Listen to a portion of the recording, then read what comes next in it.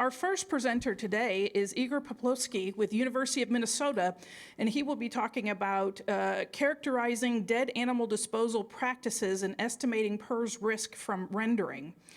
Igor is a veterinarian working with the epidemiology of swine diseases, mostly PRRS and PED, since 2018. He is currently a researcher at the Department of Veterinary Population Medicine at the University of Minnesota.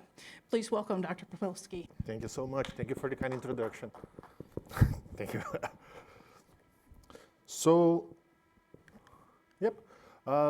Well, thank you all for being here. It's always a little bit rough, being one of the last presentations of the session, of the conference, I guess.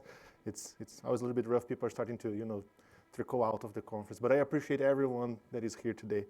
As Lisa mentioned, I'm going to talk about work that we have been doing in our department called Characterizing Dead Animal Disposal Practices and Estimating PRRS Risk from Rendering. I did a somewhat similar presentation to this one on Sunday, sorry. So you may have seen some of these slides before, but I will ask you, please bear with me. There is new content that, the second half of the presentation. So let me cut to the chase. So I'm going to do, this is an outline of the presentation. I'm going to quickly talk about characterization of dead animal removal, testing of dead boxes, and I'm going to go to a part that I haven't presented before, which involves estimating how many PRRS cases can be attributed to a given exposure, and my particular interest in this presentation is rendering, with next steps, takeaways, and acknowledgements. So why do we evaluate that animal removal process, right? I feel like I'm kind of preaching to the core here. You guys know why we should be evaluating this. There are studies that show that farms that perform rendering, they have higher odds of having PRRS on other diseases than farms that perform other types of dead animal management. There's a study here from Minnesota from Marcelo. Marcelo is right over here helping with the session, that shows that environmental samples that have more viral particles, they usually tend to be those that are mortality associated. And that makes sense. Animals die for a reason, and if that reason is an infectious disease, well, it makes sense that you're going to find this type of samples to be more positive. So I'm going to briefly try to skip some of the slides that I read, or some points that I made on the other presentation. But the idea that we had with this work was try to identify areas of improvement associated to the biosecurity of the dead animal removal, so we can improve the processes that we are doing. So how we did that? We contacted systems. We asked them for SOPs of dead animal removal. We collected 10 SOPs covering approximately 200 farms. Here is shown what we found from on these SOPs, but the main point that I wanted to drive on this presentation today is that we think that farm-tailored SOPs are better than system-wide SOPs, and this is something that we saw often. Often at these SOPs, they were system-wide instead of farm-tailored. A lot of actions that we think should be clearly stated in the SOPs often were not. How are dead animals supposed to be removed from the farms? When is this action supposed to happen? Should employees use and change PPE between these different actions? Which disinfection protocol should the employees use? Should they just wash the tools? Should they wash and disinfect? So these things should be clearly stated, and often they were not. Where should dead animals be moved? How should they be moving these animals from one point to another within and outside of the farm? So a few specifics on particularities of this process, right? So here we have, So here I'm talking specifically about the dead animal area or room in which animals, once they die, they are brought to within a farm. So we found some things, but our suggestions, on particularly pertaining to these rooms, is that if possible, specific structures to get dead animals out of the farm should be used. We visited farms in which load-out chutes were being used to remove dead animals. And you can imagine that this may have repercussions to downstream farms. Again, animals are dying for a reason within these farms. If you're using the load-out chute to remove these dead animals, odds are you may not be necessarily always be able to clean these rooms very, very well, and then you're removing weaning animals from using these rooms. So there may be repercussions to downstream farms. Regular cleaning of these rooms. Not all farms clean these rooms, or as often as perhaps they should. There was some distinction between what the SOPs mentioned and what the practices on the farms actually were. So it's always good to pay attention to this. Removal of dead animals from the barn. So once the animals are moved to these rooms, how are they getting out of the farms? And there were two main ways in which I saw this action happening. I saw animals just being dropped outside, literally on the ground, outside of the farm, and sometimes they'll try to park a skid loader, a tractor, something outside, and then instead of dropping on the ground, they'll drop the animals on the bucket of this machinery. Both practices had issues, and the suggestions that I'm trying to give on that is, well, regarding the issues, let me just go back one step here. When animals are being dropped on the ground, often these animals end up bleeding. Sometimes urine and feces fall out of these animals on the ground. The ground outside of these farms is not clean, so it becomes very dirty very quickly. And you can think, again, these animals died for a reason. And if this is an infectious reason, odds are the outside of her farm is going to be contaminated. And then it's just hard to get rid of these viral particles, bacteria, whatever. One of the problems that I heard about trying to park a skid loader or a tractor close to the door in which you're pushing animals out is that sometimes you just bump your tractor or skid loader on the structure of the farm, and then over time that end up developing cracks and leads to leaks of air in the farm, so not ideal, right? So one of the suggestions that we're giving on that is that, if you drive to the back of any Walmart, Target, I don't care, it doesn't matter. You're gonna see the load, the place where they load and offload merchandise from these stores. They have some sort of rubber protection around these doors, these gates. We can use that type of protection also. I haven't seen that being used on farms. Maybe this is something that could help, or at least it could ease, employees when they're driving these machines, that if they do happen to bump on the farm, at least, the impact's gonna be absorbed a little bit. Once animals are outside of the farm, how are they being carried from that spot to the composting or that box? And I saw two main things happening. If the animals were being dropped on the bucket of these tractors, skid loaders, then, well, they were just driving these buckets to the final destination, and that's fine. If the animals were being dropped on the ground, it really depended what happened next. Sometimes an employee would come and try to scoop over the animal to varied rates of success. Other times they would just give up on scooping the animal up. They would tie a rope on the animal leg, tie a rope on the tractor, and just drag the animal down the road until they reach the dead box, for example. And again, I'm repeating this too many times, but these animals died for a reason. If you're dragging these animals on the road, and these animals are bleeding here and there, they're defecating, not ideal, really not ideal. Often these roads in which these animals are being carried is the same road in which I had driven to access the farm, in which the employees were driving that morning to enter the farm. So again, those are potential biosecurity flaws that I think we can be doing a little bit better. So suggestions is at least to wash this machinery between the different, first use the machinery and use it adequately, appropriately. After using it, try washing it. If washing of these machines were not often done. So if you're able to have an exclusive road to remove dead animals, that's great. If you're not able to have a road for that, at least once you get close, for example, to the dead box, if you're able to have maybe 20, 30 yards of, hey, instead of going through the main road, you go through one particular deviation to make sure that the flow of animals is unidirectional within these dead animal structures. So talking about the rendering and composting box, all of the farms that we visited, they had free access to wildlife. All of the farms complained about eagles, foxes, raccoons, coyotes, I don't even know, cats, dogs, you name it, going on these boxes. And then, if you walk around these boxes, you're gonna see, I saw a lot of carcasses outside, usually piglets, because those are, I guess, easier for the wildlife to carry around. That shouldn't be happening. I don't know what the fix for that is, right? Should we be fencing the dead boxes? How's that gonna, that's not gonna help people actually getting in and out of the dead boxes, right? So there are challenges there.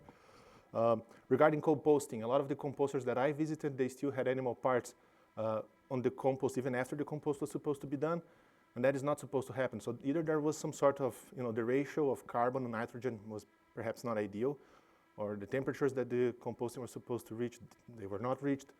So, and these are the challenging things, because we know what we should be doing, but we are just not able to do it adequately. So how can we improve that?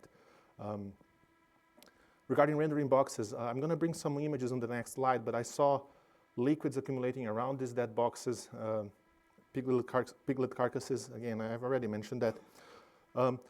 So the photos that I'm going to bring now, those are photos that I did not take myself. Those are all publicly available photos on Google Earth. I did my best to hide the farms. I don't want these farms to be identified, but those photos are public. So on this farm over here, I'm going to use the laser here on the computer just because it's easier for the folks on the back to see. So I have two photos over here. I'm showing where the farm is located towards the road, the access of the farm, and then I have here dead boxes on these two photos. As you can see over here where my mouse is, there is a dark patch in front of the dead box. Those are liquids accumulating in front of the dead box. So blood, I don't know, some sort of leachate from these carcasses. Those are accumulating over there. On this farm over here, it's kind of hard to see, but if you pay attention over here on the field, I think this was a cornfield, you can see some sort of dark patch over here. On this farm, they made it as such that the liquids, the leachates, they were draining away from the dead box and into the fields. Ideally, these leachates should not be draining anywhere. They should just be contained. But if they're going to drain somewhere, having it not drain towards the road, I guess it's a good thing. These other three photos over here, they display examples of roads that lead to these farms. And then on the side of these roads, you have the dead box. And then again, you can see this track over here. This is a track of a truck, a tractor, skid loader, coming from the farm to the dead box. And then this is the same road by which employees, if I was visiting this farm, I would be accessing this farm through this road. And again, it's just not ideal. Sometimes it's hard to avoid, but this is something that we should be keeping in mind. Same problem here. This is a lucky or unlucky photo, depends on how you see it. Again, those are satellite photos, and on this particular photo, there was a truck accessing the farm. I can't tell if this is a rendering truck or if this is some other type of truck, but it just goes to show how close to these sort of structures these vehicles are driving. And then if you have this type of problem over here with liquids accumulating, it's easier to see how this can be a challenge. These photos over here on the bottom left, they display the same farm over a 5-year period. So the way they created this farm, they built this farm, they decided to have a kind of a directional flow of dead animals through the dead box. So they had the farm structure is to the south over here. So they had an access through the north of the dead box and another access to the south of the dead box. And the idea that they had in mind, at least what I think, is that, okay, we're going to drop the animals from the south. Animals are going to wait for the rendering truck over there. Rendering truck is going to access this box from the north. There you go. There's a flow. There's a direction that the animals are following. And that's great. 5 years later, things not so great. It's kind of hard to see on the photo over here, but if you squint your eyes, and I am not sending the coordinates of these photos, but there is a track of a car that goes through the entrance of the farm to the dead box from the quote-unquote wrong side. So, hell is it's full of good intentions, right? So I guess it's the same problem here. And if you go to the portion of the dead box that was supposed to be accessible to remove the animals, vegetation seems to be growing there. So this structure is not working how it was supposed to be. So, and again, it's easy for me to say, this is an issue. Sometimes it's hard to fix those issues, but we know that these things should not be happening. So one thing that I urge you folks to do is once you do return to your farms, check out these things. You never know, maybe some easy things that you can do, or there may be some low-hanging fruits over there for us to improve biosecurity on these farms. Another farm, the farm had a dead box over here where animals were supposed to be put inside for the rendering truck to pick them up. For whatever reason, the farm was not using the dead box itself. They were using the region of the dead box, but not the dead box itself. There were 4, crates here. Some of them had animals inside. Again, not ideal, right? If you talk about how fluids are going to be contained from these structures, it's just difficult to standardize these things if you're not using these structures the way they are supposed to be used. This brings me to the photo that I used to illustrate the first slide of my presentation. This is a dead box on a pig farm. Pigs are just laying outside of the dead box. Looks to be a warm day. There's no snow on the ground. I don't know how many days these animals are here. They don't look to be there for too long. They're not, purple, green. They don't seem to be, full. I did visit farms in which animals were supposed to be removed once every 2 or 3 days from these structures, and I bet they weren't, just by looking at the conditions of these animals. So, maybe we should just be, hey, I need these trucks to come more often. Some simple things that we could perhaps be on top, because we know what we should be doing, but for whatever reason, sometimes we just don't. And I'm not even going to go into the direction of perception of the industry as a whole. Those photos are public, right? I didn't take any of these photos. And these type of images are available for people to see. So there is another discussion to be had here about how the society perceives the industry. So some suggestions regarding this rendering and composting box, right? Having a directional flow of dead animals with separate access points for loading and removing dead animals. If you have that on your farm, make sure that you're actually following that. Ramps to drop dead animals on dead boxes. This is a discussion that showed up on the presentations on Sunday, and I think it's a great idea. Sometimes you just need to push some dirt around, create a ramp, and then you have a very clear access way in which you're going to drop animals. Animals are going to fall. Gravity is helping you. If there is any flow of leachates or whatever, it's not going to go back into the farm. It makes sense. Maybe this could help. I'm not sure if it's going to solve any, a lot of these issues, but it wouldn't hurt. Once in the dead box, the leachates ideally should be restrained. If not, at least avoid making them flow to the roads. I did see that happening. If you have separate access points, if you're able to have a separate access point for rendering rather than, other than one road for rendering, one road for feed, gas, employees, whatever, great. It would be, surely it wouldn't hurt. I know that there is a cost to that, but it surely wouldn't hurt. If you're doing composting, ensure that you're fully decomposing these carcasses, you're fully composting these carcasses, so ensure you have the right ratio, the temperatures are being reached. And wildlife, again, it's kind of hard to say what we should be doing. Again, unless we're fencing these structures, which brings other issues, it's just hard, but it's a problem. So to further this investigation, we decided to sample the environment around these dead boxes. And again, this photo is not mine. None of the photos on this presentation are mine. Those are all from Google Earth, Google Images. So I visited 3 finisher sites, and I collected 25 samples around the dead boxes on these farms, from the rendering walls, the carcasses that I found in and outside of these rendering boxes, the ground outside, the road leading to these boxes, the machinery involved when I had access to the machines, and then I tested them for both PRRS and PED.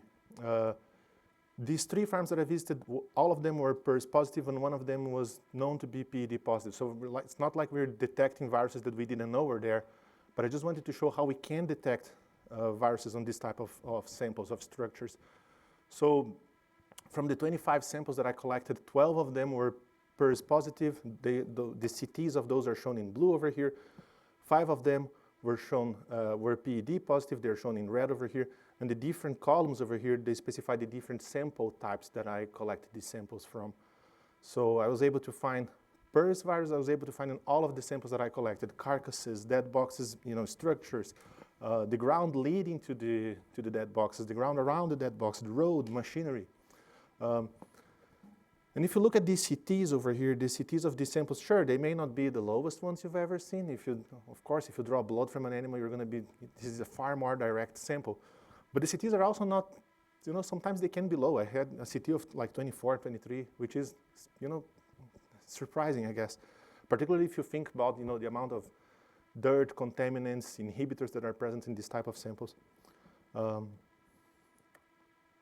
I did select 3 of the samples that were positive for PED and for PRRS that had the lowest CTs, and I sent those to viral isolation. And I did get 1 PRRS viral isolate, showing that what I found over here was not only, oh yeah, you're just detecting genetic material. Well, in one of the samples, I was able to actually isolate an infecting viral particle. It grew on cells later. Sure, it won't happen always, but it's a potential, right? It's a risk. And are we comfortable with having this type of risk? Can we do something to mitigate it? So I guess this is the message that I'm trying to convey on this part of the presentation. So, okay, we talked a little bit about rendering, about things that perhaps we could be doing better, and I want to shift a little bit about the association that rendering might have with disease transmission. So, okay, by how much is this association? How strong is this association? And one of the ways in which we can explore that is by trying to estimate the fraction of PRRS outbreaks that can be attributed to, in this case, rendering. Again, rendering is my main exposure of interest in this analysis, in this conversation, in this presentation. So you can calculate what is called an attributable fraction. Essentially, what the attributable fraction is you try to calculate the proportion of the incidence of a given outcome, in this case PRRS, in a given population that can be attributed to a risk factor. And one of the advantages of using these attributable fractions is because when you're looking at just purely association measures like relative risk, odds ratios, incidence rate ratios, they just tell you how many times more likely a given event is to happen in a population given an exposure, but not how many cases are involved with that. And I'm going to go into more details on this. And I apologize if math is tricky, and I know Tuesday, last day of presentation, these guys are bringing math. Come on. I promise I'll be quick. So let's imagine these two populations here. Both of them have 1,000 individuals. And then I have here on the left exposure positive and negative and outcome positive negative. So diseased and non-diseased and exposed to whatever risk factor you can imagine, exposed and not exposed. So let's imagine that this population had this distribution of individuals inside that population. With that distribution, you can calculate the total number of exposed and 600 and non-exposed 400 in that population. We know how many of the exposed had the outcome, so 90 out of 600, and we also know how many of the non-exposed, 10 out of 400 had the outcome. So we can calculate the incidence of this outcome among the exposed, 15%. If you want to check my math, I think I did it right. And the incidence of the outcome among the non-exposed, 2.5%. If I divide 15 by 2.5, I get a relative risk of 6, means that the incidence in the exposed group was six times greater than in the non-exposed group. Great, let's go to the second population. Same 1,000 individuals, but now the distribution of individuals within this table is a little bit different. We can do the same steps, right? Total number of exposed and unexposed individuals. Incidence among them, 15%, 5 out of 33. And incidence among non-exposed, 2.5%, 24 out of 960 something. If I divide both incidences, relative risk of 6, same relative risk, but the populations are clearly distinct. What is the difference? The difference is the prevalence of the exposure. In the first population, 60% of the individuals were exposed. In the second population, 3.3% of the individuals were exposed. And why does this matter? Imagine if we are able to do something to diminish, to mitigate, to remove this exposure over here from the population. How many cases would we be able to prevent given that these populations are different? And this is what I'm highlighting over here. So if we were to remove these exposures from the population, the number of prevented cases would be very different. On the first population, we would be preventing 90 cases. On the second one, we would be preventing 5 cases. So sure, relative risks are great, but they don't fully tell you the story. You can kind of, if you use both the relative risk and the prevalence of the exposure, you have a better way of understanding how many cases you could be preventing. And this is what I try to do with PRRS and rendering. Can we estimate the impact that removing one exposure, in this case rendering, would have on PRRS incidence? So I created a model in which my outcome was PRRS outbreak occurrence over 3 years. And I had different predictors on this model. If the farm was located in a county with high swine density, if the farm was large or no, depending on how many animals there were in the farm, if the farm was not filtrated, if the farm was storing manure in lagoons, and if the farm performs rendering. And what I'm going to bring over here now, this is just the association, just the odds ratio. How strongly are these exposures associated to the outcome? So, exposures varied quite a bit. Some exposures were more associated than others. I'm going to call attention to rendering over here. The association was not particularly strong, but it was there. If I try to illustrate or to bring now the information about the exposure prevalence, I just mentioned that this is something that we should be paying attention. How frequent was this exposure on this population that I analyzed? So 62% of my observations, they were located in high density counties. 70% of the farms that I had were large, not doing filtration. 45% of the farms were not filtered. 30% of the farms stored manure in lagoons, and a little bit less than 20% of the farms did rendering. So the attributable fraction, which is the proportion of PRRS incidents that can be attributed to each of these different risk factors, is as follows over here. 70% for high density county. We know that farms in high density counties, they are under greater pressure. And if you follow all of these percentages over here, you're going to see rendering, 2%. And then you're going to point at me like, man, you're just talking that 2% of the incidents can be attributed to rendering. That's not important. Look at the other attributable fractions. And yeah, I get your point. But let me try to make some argument here. High density county and large farm, you can't change that. Unless you build a new farm, it is what it is. You can't change that context. Filtration, manure, lagoon, again, it's either going to be challenging or extremely expensive to do. It's not easy. It's not necessarily easy. Rendering is something that you can potentially modify and that you can hopefully change things. To make matters a little bit worse, this analysis over here was done on the entire farm population that I had access to. If we restrict this data to systems, if I did a system-specific analysis, there are systems in which the attributable fraction of PRRS incidents to rendering can be as high as 19, 20%. So sure, maybe this is not true for every single one of you guys here, but for some of you, this might be true. So think about it. Similar story happens to PEDV. I'm not going to spend too much time talking about PEDV just because the models are a little bit wonky, kind of hard to interpret. But a somewhat similar story. 2% of the PEDV cases can be attributed to rendering. There were fewer cases of PED in the data set that I had access to. And one large problem that we had when looking at this is the amount of missing data that we have in these data sets. I was using MSHIMP, the Morrison Swine Health Monitoring Project data set. MSHIMP currently has data on 39 systems. I had information on dead animal management for only 10 of these 40 systems. And out of these 10 systems, only 4 of them claim to do rendering. There's a lot of missing data here. I wish I had information on these 29 systems over here that I just don't know what they do. To look at it from a farm's perspective, so MSHIMP has 1,000-something sow farms.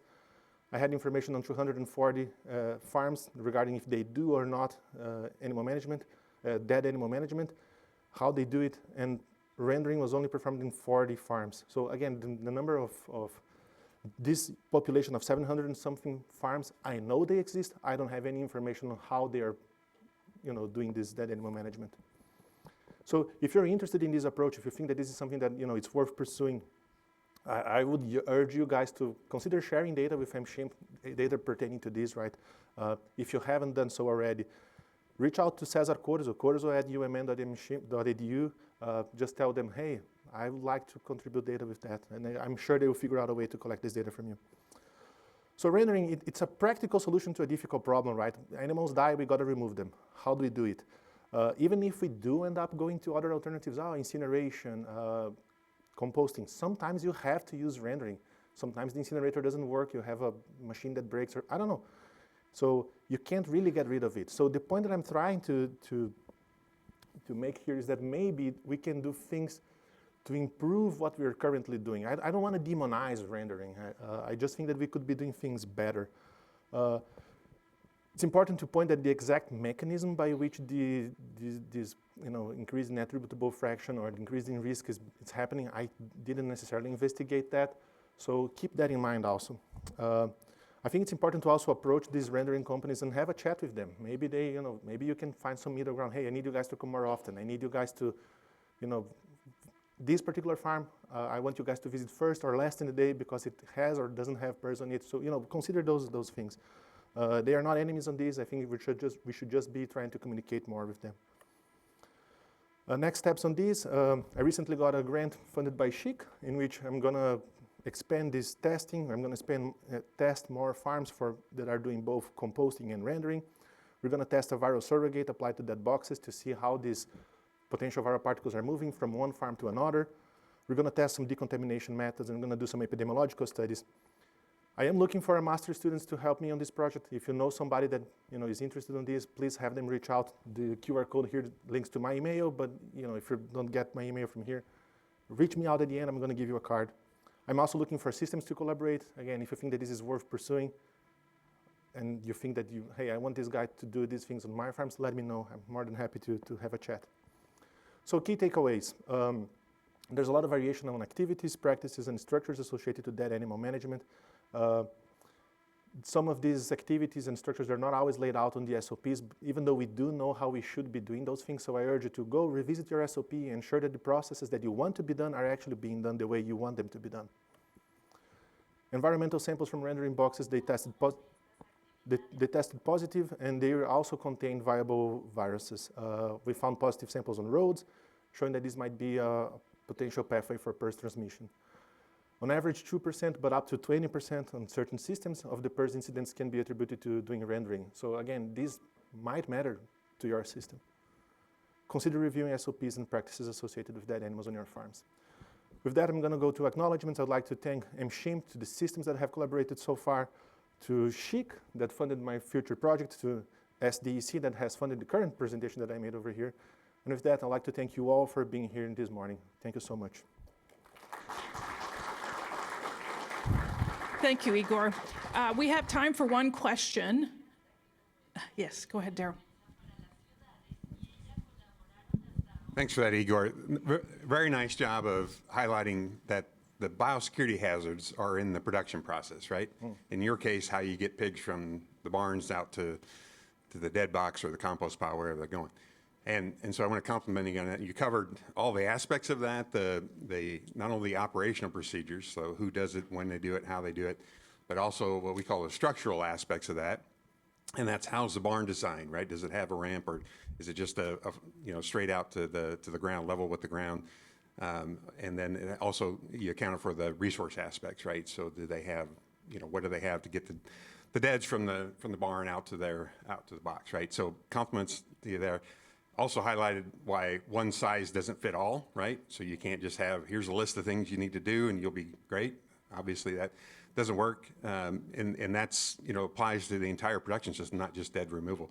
So my question to you is, what I see time and time again is the structural aspect is the hard one to deal with, right? Because you got a barn that's been built probably with very little, if any, veterinary input, and so now they've constructed it in a way that you almost can't come up with operational procedures that aren't going to create a bunch of biosecurity hazards, right? And your idea of a ramp, that's one that every time I go out, I think, could they do that? The big challenge there is that you're going to, if you try to do it with excavation, you're going to screw up your drainage, and you're not going to be able to do it that way typically, because they didn't, think about that to begin with.